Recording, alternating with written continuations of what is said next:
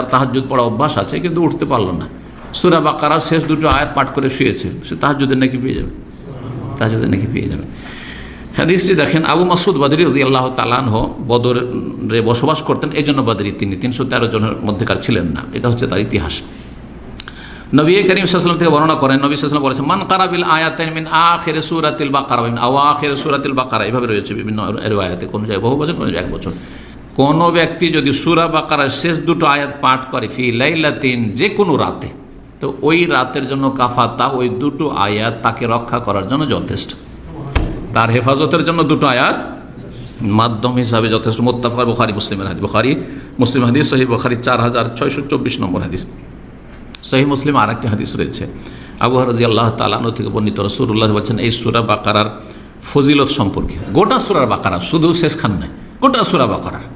বাড়িতে যদি নিয়মিত সূরা বাকারা পড়া হয়, আর যারা নতুন বাড়ি ঘর করছেন, দীর্ঘদিন ওই যখন নির্মাণাধীন থাকে তখন এমনি বিরান হয়ে পড়ে থাকে না, অনেক বাড়িতে শয়তানে জ্বালায়। আমি এখানে আসার আগে 3 বছর বড় জামিয়া মাদ্রাসায় শিক্ষকতা করেছি। মাদ্রাসার পিছনে 2 তলা প্রথম উঠলো আপনার কি বলে স্টাফের জন্য, কি বলে যেগুলোকে কোয়ার্টার উঠলো। তো প্রথম তৈরি হওয়ার পরে ঢুকলাম আমি, ঢোকার পরে আমার তখন মাত্র 3টে বাচ্চা ছিল, জি 9টার মধ্যে 3টে, প্রথম 3টে ছিল। তো সুবহানাল্লাহ, যতক্ষণ আমি বাড়িতে থাকি, বাসায় থাকি, কোয়ার্টারে থাকি, ততক্ষণ বাচ্চারা তো খেলাধুলা করে খুব, কোনো রকম ভয় করে না, রাত্রে হোক দিনে হোক কোনো ভয় লাগে না।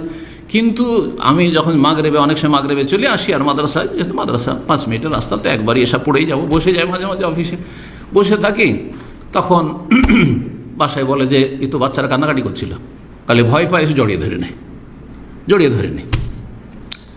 তখন আমি ওই বসাটা বাদ দিলাম, ঠিক আছে মাগরিবটা পড়েই চলে আসছি কিছুদিন। আর কোরআন তেলাওয়াত বললাম, সূরা বাকারা তেলাওয়াত চালাও, নিজেও শুরু করলাম, পরিবারকে বললাম সূরা বাকারা তেলাওয়াত চালাও। কারণ দীর্ঘদিন, এই বছরখানেক বা তারও বেশি নির্মাণাধীন এই বিল্ডিং পড়ে থেকেছে, নির্মাণ হয়েও পড়ে থেকেছে, এখানে শয়তান বসবাস করতে না। আমরা যখন বসবাস শুরু করেছি তখন তারা বিরক্তি বোধ করছে, আমাদেরকে পেরেশান করার চেষ্টা করছে। আমরা যদি পেরেশানি পালিয়ে যাই তাহলে খুশি হয়ে যাবে না, তাকে তাড়াইতে হবে, শয়তানকে তাড়াইতে হবে। কথা বোঝা গেছে? জি।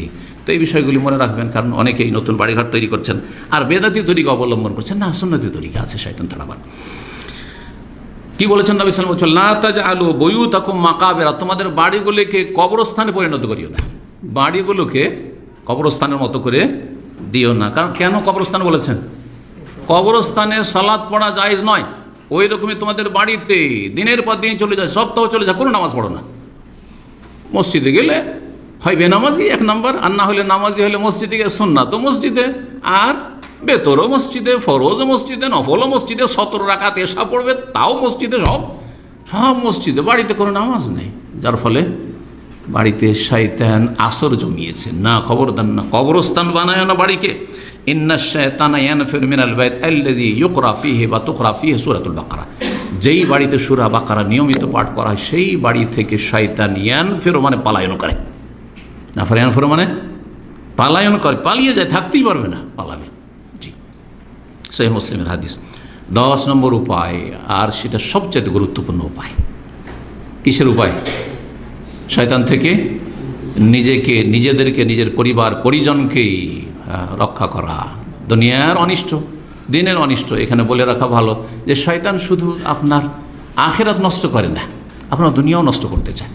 মানসিক অশান্তির জন্য ওয়াসওয়াসা দেয়, ওয়াসওয়াসার রোগ অনেকের আছে। তারপরে মানসিক অশান্তি সৃষ্টি করার জন্য পরিবারের সাথে ঝগড়া লাগিয়ে, দ্বন্দ্ব লাগিয়ে দেয়। যখনই দেখুন স্বামী স্ত্রীতে তখন ঝগড়া লাগছে, জানবেন যে শয়তান সুযোগ নিচ্ছে। শয়তানকে সুযোগ দেবেন না, শয়তানকে সুযোগ দিলেন মানে আপনি হেরে গেলেন। না, সমাধান আছে, যে কোনো সমস্যার সমাধান আছে। কেন সমাধান খুঁজে পাবো না? আপনাকে অবশ্যই এটা চিন্তা করতে হবে যে আমার ওয়াইফের সাথে অথবা ছেলে মেয়েদের সাথে যে সমস্যাগুলি হচ্ছে এর কারণ কি, কারণ উদ্ঘাটন করেন। কারণ যখন উদ্ঘাটন হয়েছে তো এর সমাধান কী হতে পারে, এই কারণগুলি দূর করার উত্তম ব্যবস্থা কি হতে পারে। আর না, সমস্যা হয়েছে, সমস্যাকে আরও বাড়াবো।